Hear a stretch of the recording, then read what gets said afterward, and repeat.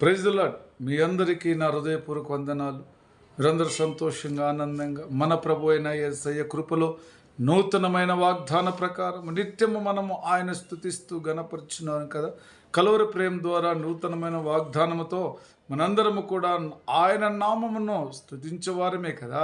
ఆయన కృపను బట్టి ఉదయం లేయగానే ఆయన నామములో ధ్యానించుకుంటూ ప్రార్థించుకుంటున్న మనకు, ఆయన దీవెనలు ఆయన ఆశీర్వాదాల కోసం ఎదురు చూస్తున్న మనకు ఆయన అంటున్నాడు, నువ్వు ఏదైతే అడగబోచున్నావో నువ్వు అడగక మునిపే నీ తండ్రికి నీకున్నటి ఇబ్బందులు, కష్టాలు, బాధలు అన్నీ నీ తండ్రికి తెలుసు కదా.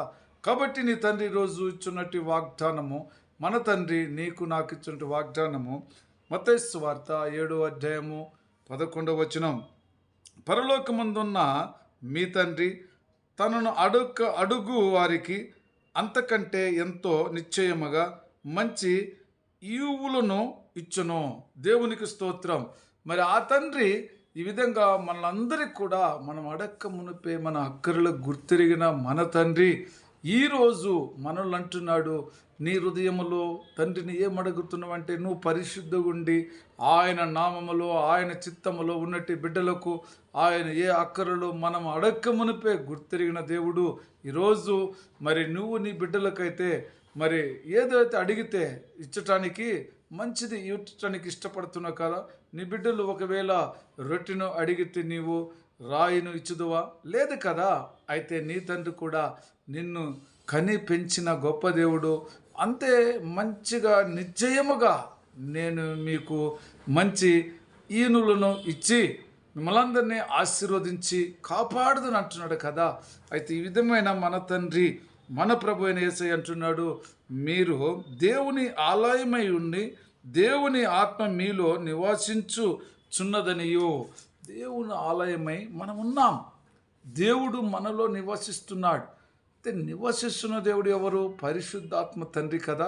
అయితే ఆ పరిశుద్ధాత్మ తండ్రిని ఈరోజు నీలో ఉంచుకోవాలి. ఇప్పుడు ఒకవేళ డ్రైవింగ్ చేసే అతనిని బయట పెట్టి కారును నడపమంటే ఎలా అవుతుందండి? తండ్రి మనలో ఉండి ఆయన పని మనలో ఉండి ఆయన అద్భుతములు ఆశ్చర్యకరములు చేయగలడు. కానీ తండ్రిని బయట పెట్టి అది కావాలా ఇది కావాలని అడిగితే మనలో ఏమీ జరగదు కదా. కాబట్టి మరి లోకములో మనం ఆ విధంగా కాకుండా ఆత్మ సంబంధమైన బిడ్డలు కాబట్టి ఈ శరీరములోకి ఏం అవసరం ఉన్నదో మన తండ్రికి తెలుసు. ఎందుకంటుందంటే ఆత్మ సంబంధంగా నీ దేహం అంతయు మరి ఆయన ఆలయమై ఉన్నదంటున్నాడు. మరి ఈ ఆలయమైన గొప్ప దేవునికి మరి ఈరోజు నువ్వు నేను కూడా ఎంతైనా ఆయన స్తుతించిన, ఆయనలో పరిశుద్ధంగా ఉన్న నీవు నీ పిల్లలు ఆయన స్తుతిస్తూ గణపరుస్తూ ఉన్నప్పుడు నీ అక్కర్లు, నీ కోరికలు, నీ ఇబ్బందులు ఆయనే తీరుస్తాడు కదా. మరి కాబట్టి మన శరీరము మన దేహము మంది కాదు, కానీ ఆయన సొత్తుది. కాబట్టి మన కోసము రక్తము కార్చి మన ప్రభువు మనలను కాపాడి కరుణించిన గొప్ప దేవుడే ఈరోజు అంటున్నాడు, తన పిల్లలుగా తనను ఏది అడిగిననో ఆ తండ్రి ఇచ్చటానికి ఈయటానికి ఇష్టంగా ఉంటున్నాడు.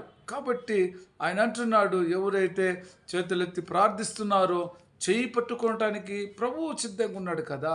అయితే ఆ విధంగా నువ్వు నేను ఉంటున్నామా లేదనేది మనం పరీక్షించుకోవాలి. మనము లోక సంబంధమైన మనుషులుగా మనం ఉండటానికి వీలు లేదు, ఇంకా సమయం లేదు. కాబట్టి మన ప్రభుతో అడగాలంటే ఎలాంటి వారం అడుగుండాలా?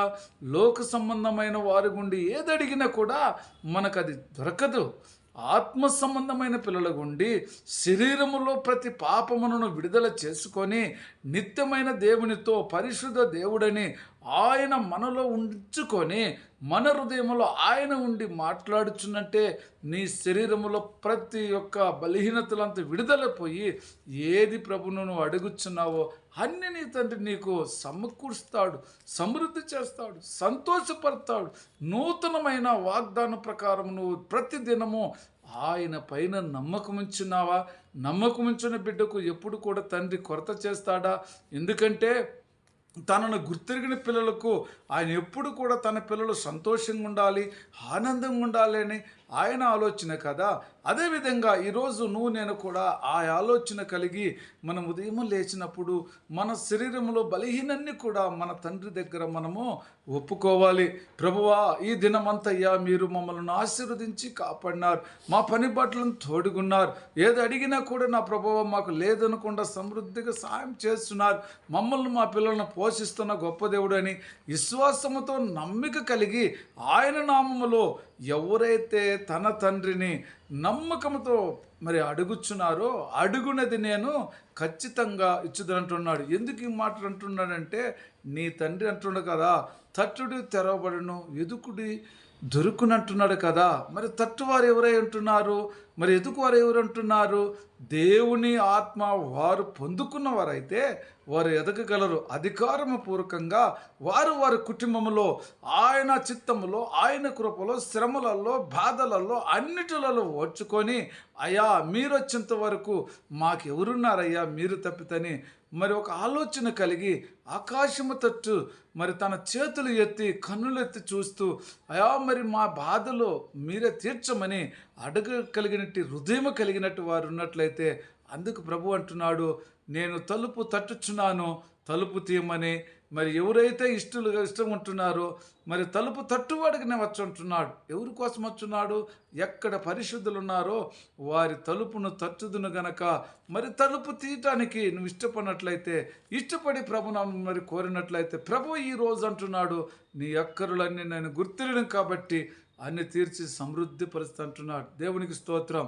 మరి సమయంలో మన ప్రభు మన చెప్పిన మాటలు బట్టి మనందరము సంతోషించి సమయంలో ప్రార్థన చేసుకుందాం. ప్రేమ కృపా జీవంగల తండ్రి, మాకున్న అక్కరుల తండ్రి, మేము గుర్తెరగ మునిపే తండ్రి, మా అక్కరులు తీర్చి మమ్మల్ని సమృద్ధిగా సంతోషపరిచి యేసయ్యా నీకు స్తోత్రము నాయన. అడుగుడు ఇవ్వను తట్టుడు తెరవబడినట్టుగా చెప్పిన గొప్ప దేవ, ఈరోజు నా ప్రభు ఎంతమంది ప్రపంచంలో ఏ పరిస్థితిలో ఉండి అడుగుచున్నారు, వారు అనారోగ్యంలో అడుగుచున్నారు, అయా బాధలు అడుగుచున్నారు, ఏ చింతలు ఉన్నారో సమాధానం లేని బిడ్డకుండా అడుగుచున్నారు, సమాధానం కలుగు చేయమని యేసుక్రీస్తు నామములో ప్రార్థించున్నాను తండ్రి.